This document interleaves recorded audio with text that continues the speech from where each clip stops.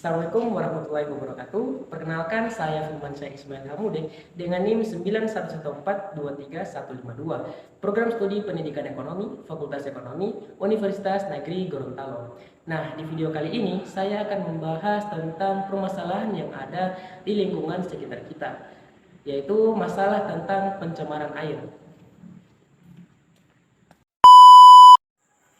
Pencemaran air dapat diartikan sebagai suatu perubahan keadaan di suatu tempat penampungan, seperti danau, sungai, lautan, dan air tanah akibat aktivitas manusia sendiri.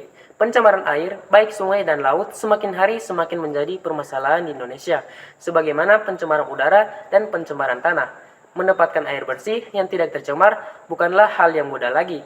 Bahkan pada sungai-sungai di lereng pegunungan sekalipun, pencemaran air di Indonesia sebagian besar diakibatkan oleh aktivitas manusia yang meninggalkan limbah pemukiman, limbah pertanian, dan limbah industri, termasuk pertambangan.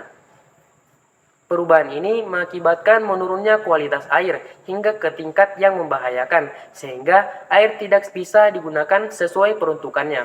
Air dikatakan tercemar apabila air itu sudah berubah, baik warna, bau, maupun rasanya. Sumber pencemaran air dapat dikategorikan menjadi dua jenis, yaitu sumber langsung dan sumber tidak langsung.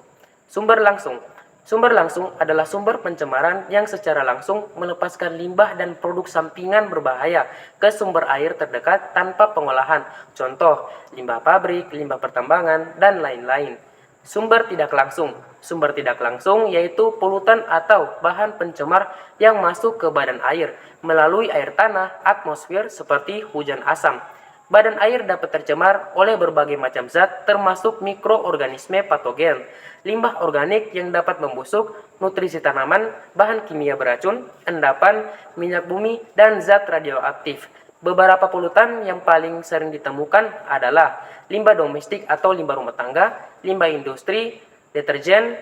Nah, berikut ini adalah contoh dari pencemaran air yang ada di Kota Gorontalo.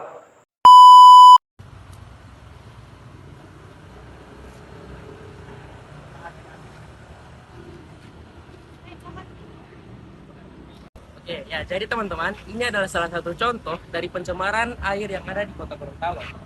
Nah, bisa kita lihat di sini, ini sudah termasuk dari limbah-limbah yang ada di masyarakat dan juga sampah-sampah plastik dan sampah-sampah seperti dos dan sampah-sampah di limbah yang dihasilkan oleh masyarakat di sekitar Kota Gorontalo. Dampak pencemaran air. Penyakit pada manusia minum atau mengonsumsi air yang tercemar akan berakibat buruk pada kesehatan. Air dapat tercemar menyebabkan penyakit seperti tifus, kolera, hepatitis, dan penyakit lainnya. Kerusakan ekosistem sangat dinamis dan merespon perubahan lingkungan, bahkan yang terkecil sekalipun. Polusi air dapat menyebabkan seluruh ekosistem rusak jika dibiarkan tidak terkendali.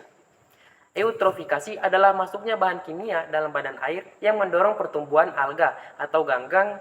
Alga ini membentuk lapisan di atas kolam atau danau, lalu mengurangi oksigen dalam badan air. Akibatnya, kehidupan perarian tersebut akan berdampak. Gangguan rantai makanan. Polusi air menyebabkan dampak negatif pada rantai makanan. Gangguan pada rantai makanan terjadi ketika racun dan polutan dalam air dikonsumsi oleh hewan air, seperti ikan, kerang, dan lainnya, yang kemudian dikonsumsi oleh manusia.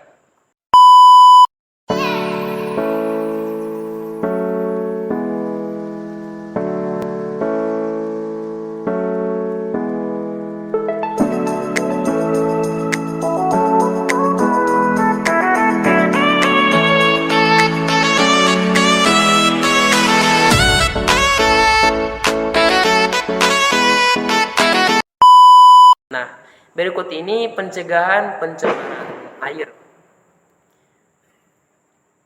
Upaya yang dilakukan untuk mencegah pencemaran air. Yang pertama, tidak membuang sampah di sumber air. Salah satu cara mencegah pencemaran air ialah dengan tidak membuang sampah di sumber air. Sampah yang dibuang di sumber air seperti sungai dan danau tidak hanya menyebabkan pencemaran air, melainkan turut menjadi penyebab bencana, misalnya banjir dan tanah longsor. Sebab itu, buanglah sampah pada tempatnya. Jangan membuang sampah sembarangan tempat termasuk area sumber air karena bisa menimbulkan pencemaran dan menyebabkan bencana. Mengolah air limbah. Pengelolaan air limbah juga sangat penting untuk mencegah pencemaran air. Pengelolaan dilakukan untuk membersihkan air dari berbagai zat atau organisme berbahaya. Biasanya, proses pengolahan ini dilakukan dengan bantuan mesin atau teknologi. Setelah diolah, air limbah biasanya dibuang atau dialirkan ke tempat yang sudah ditentukan. Menggunakan bahan ramah lingkungan. Upaya pencegahan pencemaran air juga biasa dilakukan dengan menggunakan bahan ramah lingkungan. Contoh, deterjen ramah lingkungan. Penggunaan bahan ramah lingkungan bisa mencegah pencemaran air dan membuat lingkungan sekitar menjadi lebih sehat, aman, dan nyaman. Terakhir, rutin membersihkan daerah sumber air. Membersihkan daerah sumber air secara rutin juga bisa dilakukan sebagai cara mencegah pencemaran air. Selain itu, pembersihan daerah sumber air juga bisa meminimalisasi timbulnya penyakit atau bencana yang disebabkan oleh aktivitas manusia sendiri. Nah, jadi tadi itu adalah pembahasan tentang pencemaran lingkungan terhadap air.